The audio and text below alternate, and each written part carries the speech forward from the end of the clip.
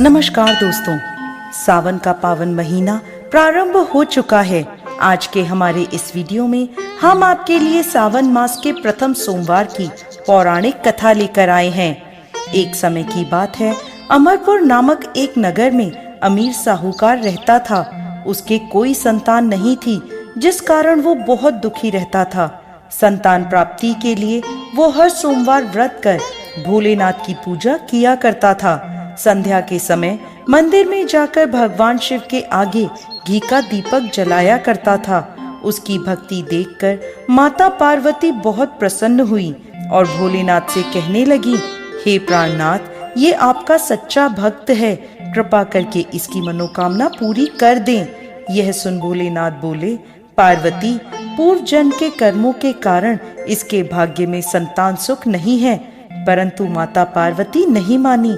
तब भोलेनाथ ने स्वप्न में उस साहूकार को दर्शन दिए और संतान प्राप्ति के वरदान के साथ साथ ये भी बताया कि उसका पुत्र अल्प आयु होगा और उसकी आयु मात्र 16 वर्ष की होगी।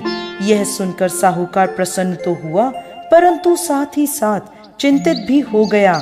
ये सारी बात उसने अपनी पत्नी को भी बता दी। पुत्र के अल्प आयु होने की बात जानकर साहूकार की पत्नी भी बहुत दुखी हुई, लेकिन साहूकार ने अपने सोमवार के व्रत का नियम नहीं छोड़ा। कुछ समय बाद साहूकार के घर में एक सुंदर पुत्र रत्न पैदा हुआ, जिसका नाम उन्होंने अमर रखा। अब अमर 11 वर्ष का हो गया था तो साहूकार ने उसे अपने मामा के साथ शिक्षा ग्रहण करने काशी भेज दिया। साहूकार ने उन्हें रास्ते के लिए कुछ धन दे दिया और कहने लगा, तुम जहाँ भी रात्रि विश्राम करो वहीं यज्ञ आदि करके ब्राह्मणों को भोजन करवा देना। अमर अपने मामा के साथ यात्रा पर निकल पड़ा।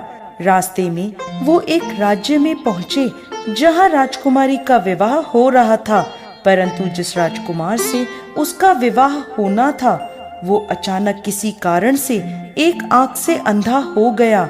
यह बात किसी को पता ना चले, इसलिए राजकुमार के पिता ने अमर से दूल्हे की जगह बैठने की विनती करी। अमर ने यह विनती स्वीकार कर ली और राजकुमारी चंद्रिका से विवाह कर लिया। विदाई के समय अमर ने राजकुमारी चंद्रिका को सारी बात बता दी और उन्हें अपने पिता के घर छोड़कर काशी की ओर चल दिए। जब अमर 16 वर्ष का हो गया तब उन्होंने एक यज्ञ का आयोजन किया और यज्ञ के बाद ब्राह्मणों को भोजन कराया और अन्न और वस्त्र दान भी किए। उसी रात्रि निद्रा में अमर की मृत्यु हो गई। उसके मामा जोर जोर से रोने लगे। उनका विलाप सुनकर भोलेनाथ और माता पार्वती वहां आ पहुँचे। अमर के मामा का विलाप देखकर माता पार्वती भोलेनाथ से बोली, प्रभु, इस व्यक्ति के कष्ट को दूर कीजिए। तब भोलेनाथ बोले, पार्वती, ये वही साहूकार का बालक है जिसे 16 वर्ष तक जीवित रहने का वरदान मिला था। तब माता पार्वती ने भोलेनाथ से कहा, हे प्राणनाथ, इसके पिता 16 वर्ष से सोमवार का व्रत करते हुए आपको भोग लगाकर दीप प्रज्वलित करते हैं। कृपा कर उनके दुख दूर कीजिए। माता पार्वती की ऐसी प्रार्थना सुन भोलेनाथ ने अमर को जीवन वरदान दे दिया।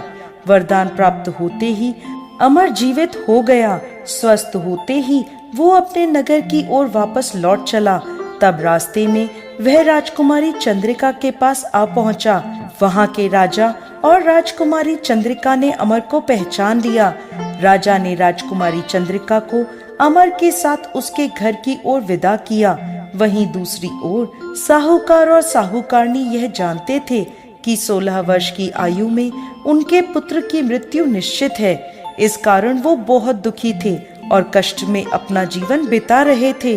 तभी उनका पुत्र अमर राजकुमारी चंद्रिका के साथ घर पहुंच गया। अमर को अपनी नवविवाहित पत्नी के साथ देखकर साहूकार और साहूकारनी बहुत प्रसन्न हुए। उसी रात भोलेनाथ ने साहूकार को स्वप्न में दर्शन दिए और कहने लगे, हे साहूकार, तुम्हारे सोमवार के व्रत से प्रसन्न होकर मैं तुम्हारे पुत्र को लंबी आयु प्रदान कर रहा हूँ। हे भोलेनाथ, जैसा दुख आपने पहले साहूकार और साहूकारनी को दिया वैसा किसी को मत देना, और जैसे बाद में उनके पुत्र को लंबी आयु प्रदान करी वैसे ही इस कथा को कहने वाले, सुनने वाले और हुंकारा भरने वाले सब पर कृपा करना। जय भोलेनाथ, जय माता पार्वती।